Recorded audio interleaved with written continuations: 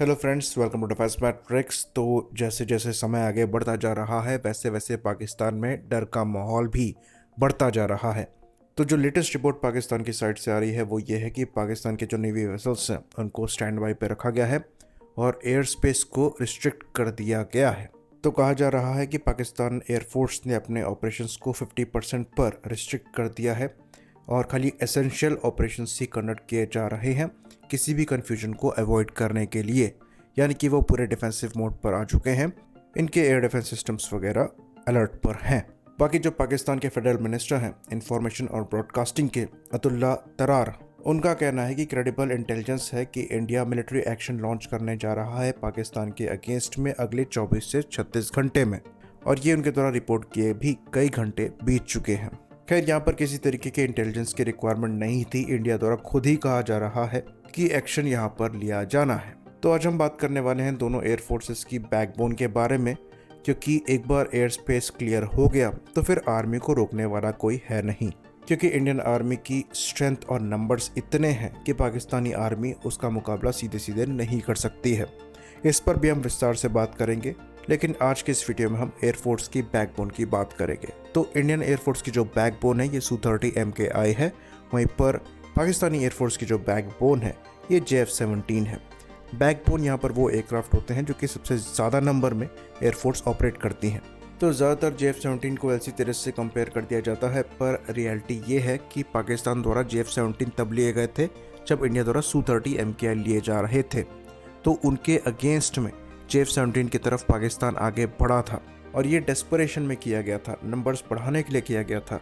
JF-17 की capability कहीं भी Su-30 MKI के आसपास नहीं थी, लेकिन नंबर्स बढ़ाने थे तो प्रोटोटाइपिंग और टेस्टिंग की फेज के दौरान ही इनको सर्विस में इंडक्ट कर लिया गया और लिमिटेड कैपेबिलिटी के साथ इनके नंबर्स को बढ़ा दिया गया। तो अभी मैक्सिमम JF-17 जो इनकी सर्विस में है ये ब्लॉक 2 स्टैंडर्ड के हैं। ब्लॉक 3 इनके द्वारा हाल ही में इंडक्ट किया जाना स्टार्ट किए गए हैं। तो कुछ रिपोर्ट के हिसाब से करीबन 160 JF-17 पाकिस्तानी एयरफोर्स द्वारा ऑपरेट किए जाते हैं, जिसमें से 30 के अप्रॉक्स ब्लॉक 3 हो सकते हैं। लास्ट रिपोर्टेड ब्लॉक 3 23 बताए गए थे, वो भी जुलाई 2024 में। टोटल 50 के आसपास ब्लॉक 3 पाकिस्तान एयरफोर्स द्वारा ऑपरेट किए जाने हैं। तो बाकी बचे जो 100 के ऊपर प्लेटफॉर्म है ये ब्लॉक 2 या फिर ब्लॉक 1 स्टैंडर्ड के हैं, जो कि कैपेबिलिटी वाइज बहुत ही ज़्यादा लिमिटेड है। इवन तेरस मार्क 1 की कैपेबिलिटी से भी ब्लॉक 2 का कंपैरिजन नहीं होता है। तो इसका और Su-30 MKI का तो कोई कंपैरिजन बनता ही नहीं है। इवन दोनों की कैटेगरी ही डिफरेंट है, चाहे आप मिशन एंड्योरेंस की बात करें, पेलोड कैपेसिटी की बात कर लें, वेट क्लास की बात कर लें, सब मामले में JF-17 नीचे रहता है। तो क्योंकि यहाँ पर रेंज लिमिटेशंस हैं, पेलोड लिमिटेशंस हैं, तो ये एयर टू सरफेस ऑपरेशंस को वैसे ही इफेक्टिवली परफॉर्म नहीं कर सकता है। ये पॉइंट डिफेंस के लिए इस्तेमाल किए जा सकते हैं, जिसमें खाली JF-17 ब्लॉक 3 जो कि 30 के अप्रॉक्स नंबर्स में है वो ही इफेक्टिव साबित होंगे। बाकी जो ब्लॉक 2 और ब्लॉक 1 है ये PL-12 जैसी मिसाइल्स को यूज़ करते हैं BVR कॉम्बैट के लिए, जो कि पुरानी R-77 से भी कैपेबिलिटी में नीचे आती है। तो ये डिफेंसिव पोस्चर के लिए हैं, लेकिन उस रोल में भी अच्छे नहीं हैं।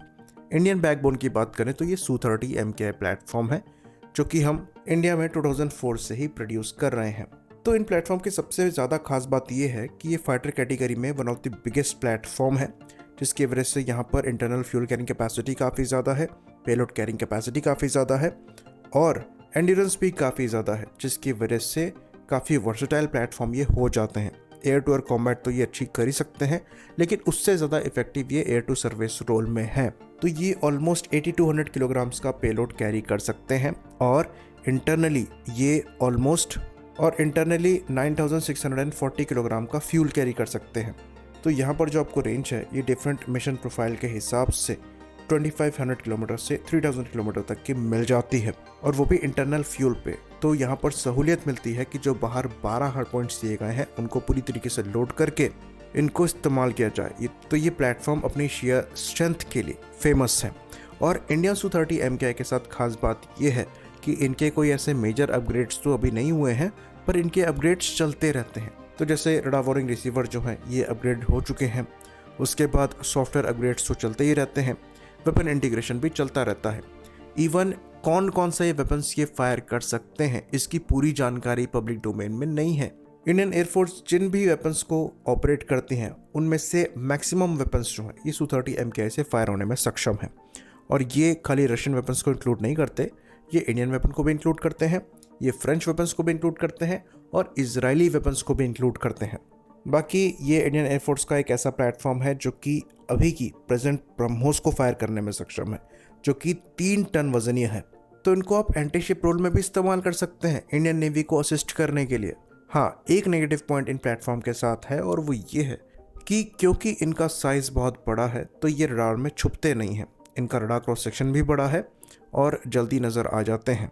लेकिन साइज़ बड़ा होने की वजह से यहाँ पर रडार भी काफ़ी बड़ा है, तो ये दुनिया के one of the most powerful PESA radar को यूज़ करते हैं, जिसे NO11M बार्स कहा जाता है। तो ये कोई AESA रडार तो नहीं है, पर ये एक हाइब्रिड रडार कहा जाता है जो कि कई फीचर्स AESA रडार के रखता है।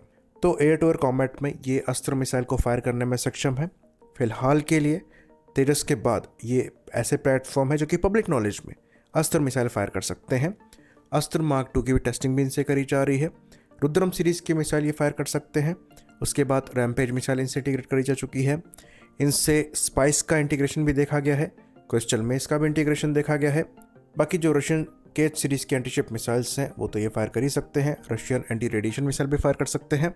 Rockets, guided bombs, cluster bombs, smart bombs, आप बस नाम लीजिए। अगर इंडियन एयरफोर्स की इन्वेंट्री में ये वेपन है तो 90% चांसेस हैं कि ये Su-30 MKI से इंटीग्रेटेड होगा। इसके पीछे बड़ा कारण ये है कि जो Su-30 MKI का मिशन कंप्यूटर है ये इंडियन है, तो हमें परेशानी नहीं होती है अपने वेपन्स को इनसे इंटीग्रेट करने में। तो ये काफ़ी कैपेबल प्लेटफॉर्म वैसे ही हैं पाकिस्तान के बैकबोन से, साथ में नंबर्स में भी उनसे काफ़ी ज़्यादा आगे हैं। जैसे कि हमने बताया, पाकिस्तान के पास 160 के अप्रॉक्स JF-17 है। वहीं पर Su-30 MKI के नंबर्स की बात करेंगे तो इंडियन एयरफोर्स के पास ये ऑलमोस्ट 260 हैं, यानी कि 100 के ऊपर ज़्यादा है पाकिस्तान की बैकबोन से। अब ये क्वेश्चन उठेगा कि ये सारे प्लेटफॉर्म पाकिस्तान के अगेंस्ट तो इस्तेमाल नहीं किए जा सकते, क्योंकि चाइना के अगेंस्ट भी हमें इन्हें डिप्लॉय करना होगा।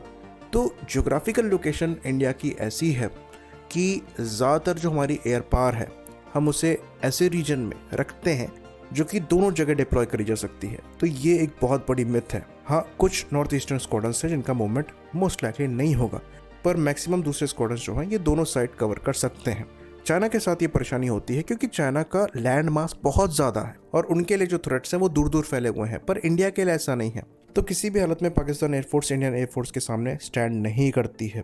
सिंपल सा कॉन्सेप्ट यहाँ पर है, फुल ब्लोन वॉर में रफाल जो है ये Su-30 MKI को एयर कवर प्रोवाइड कराएंगे। वहीं पर ये Su-30 MKI अपने एंटी रेडिएशन वेपन्स को यूज़ करते हुए जितने भी air defence systems Pakistan air force द्वारा इस्तेमाल किए जा रहे हैं, उनकी आर्मी द्वारा इस्तेमाल किए जा रहे हैं, उनको डिस्ट्रॉय करेंगे। और फिर जो इंपॉर्टेंट पाकिस्तानी पोजीशंस हैं उनको ये प्लेटफॉर्म टारगेट करेंगे बड़े नंबर में। और लड़ाई में लंबे समय तक रहने के लिए इनको कोई परेशानी नहीं होने वाली है, क्योंकि एंड्योरेंस ही इतना ज़्यादा है। JF-17 के साथ ये केस नहीं है। तो दोनों एयर फोर्सेस का कोई कंपैरिजन ही नहीं है। एक की रीढ़ की हड्डी है तो दूसरे के बैसाखी लगी हुई है। आई होप इन्फॉर्मेशन यहाँ पर क्लियर रही हो। इसी बात पर इस वीडियो को हम ख़त्म करेंगे। लाइक करिए, सब्सक्राइब करिए। जय हिंद।